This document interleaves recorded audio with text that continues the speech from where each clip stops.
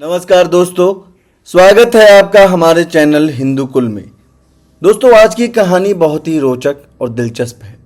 ये कहानी तब की है जब महाभारत की समाप्ति के 15 वर्ष बीत चुके थे, जब धरती से महाभारत के वीर योद्धाओं की वीर गाथा मात्र यादें बन चुकी थीं। और फिर एक दिन ऐसी घटना घटी जो आप सोच भी नहीं सकते और आपको पता भी नहीं होगा। कुरुक्षेत्र के युद्ध की समाप्ति के वर्षों बाद एक अजीब रात जहां वन में शांति थी, अचानक कुछ ऐसा हुआ जिसकी किसी ने कल्पना भी नहीं की थी। महर्षि वेदव्यास की उपस्थिति में धृतराष्ट्र, गांधारी और कुंती ने अपनी खोई हुई संतानों को देखने की इच्छा जताई। क्या सच में संभव था कि वो वीर जो कुरुक्षेत्र की धूल में समर्पित हो गए थे, वापस लौट आए?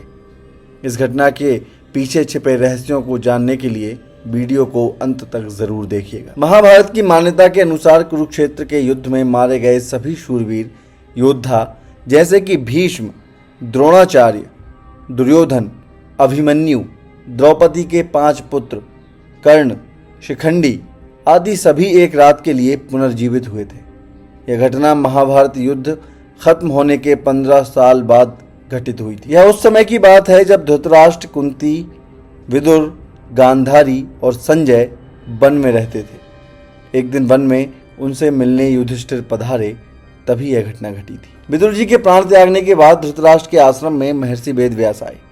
जब उन्हें पता चला कि विदुर जी ने शरीर त्याग दिया, तब उन्होंने बताया कि विदुर धर्मराज के अवतार थे और युधिष्ठिर भी धर्मराज का ही अंश हैं। इसलिए विदुर जी के प्राण युधिष्ठिर के शरीर में समा गए। महर्षि वेदव्यास ने धृतराष्ट्र, गांधारी और कुंती से कहा कि आज मैं तुम्हें अपनी तपस्या का प्रभाव दिखाऊंगा, तुम्हारी जो इच्छा हो वह मांग लो। तब धृतराष्ट्र व गांधारी ने युद्ध में मृत अपने पुर्जा तथा कुंती ने कर्ण को देखने की इच्छा प्रकट की। द्रौपदी आदि ने कहा कि वे भी अपने परिजनों को देखना चाहते हैं। महर्षि वेदव्यास ने कहा कि ऐसा ही होगा। युद्ध में मारे गए जितने भी वीर हैं उन्हें आज रात तुम सभी देख पाओगे। ऐसा कहकर महर्षि वेदव्यास ने सभी को गंगा तट पर चलने के लिए कहा।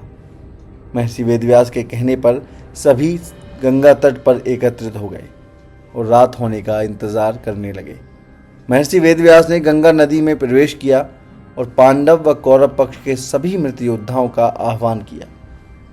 थोड़ी ही देर में भीष्म, द्रोणाचार्य, कर्ण, दुर्योधन, दुशासन, अभिमन्यु, धृतराष्ट्र के सभी पुत्र, घटोत्कच, द्रौपदी के 5 पुत्र, राजा द्रुपद, धृष्टद्युम्न, शकुनी, शिखंडी आदि वीर जल से बाहर निकल आए।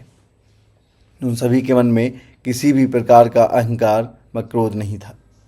महर्षि वेदव्यास ने धृतराष्ट्र व गांधारी को दिव्य नेत्र प्रदान किए। अपने मृत परिजनों को देखकर सभी के मन में हर्ष छा गया। सारी रात अपने मृत परिजनों के साथ बिताकर सभी के मन में संतोष हुआ। अपने मृत पुत्र, भाई, पतियों और अन्य संबंधियों से मिलकर सभी का संताप दूर हो गया। इस प्रकार वह अद्भुत रात समाप्त। तो दोस्तों, यह थी महाभारत में मृत हो चुके, वीर गति को प्राप्त हो चुके योद्धाओं के एक बार पुनः जीवित होने की कहानी।